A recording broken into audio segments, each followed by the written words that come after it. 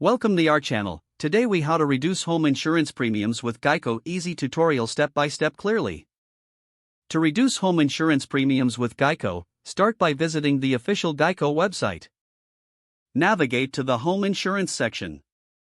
Click on the option for obtaining a quote. Enter your home address in the designated field. Provide accurate details about your home, such as its size, age, and any special features. Include information about your security features, like alarms or deadbolts. Review the coverage options presented to you. Consider bundling your home insurance with other policies, like auto insurance. Look for available discounts that may apply to your specific situation.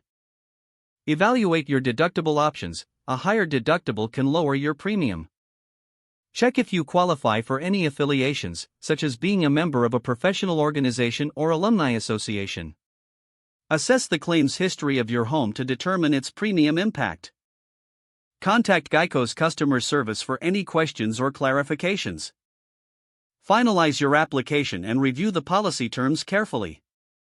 Submit your application and make your first premium payment to activate your coverage. Keep an eye on policy renewal dates and market changes for future savings opportunities. If the page does not load, refresh the browser or try again in a private or incognito window. Make sure you are using the correct email address, then retype it carefully to avoid small typos. If your password is not accepted, use the reset option and create a new strong password you can remember. Check your spam folder for verification or security emails, then complete any requested confirmation steps. Enable two-factor authentication if available to improve account security and reduce unauthorized access risk. After signing in, review your profile details so your contact information and settings are accurate and current. If you see an error message, note it down and try again after restarting your device and internet connection. Log out when you finish, especially on shared devices, to keep your account and payment information secure.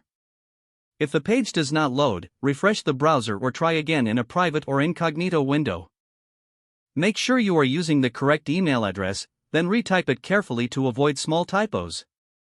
If your password is not accepted, use the reset option and create a new strong password you can remember. Check your spam folder for verification or security emails, then complete any requested confirmation steps. Don't forget to like this video and subscribe to our channel for more step-by-step tech guides.